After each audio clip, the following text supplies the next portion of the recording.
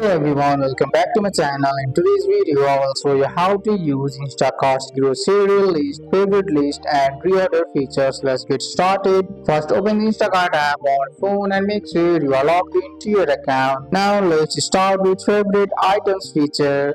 When you shop on Instacart, you will see a heart icon next to a product or a bookmark icon next to it.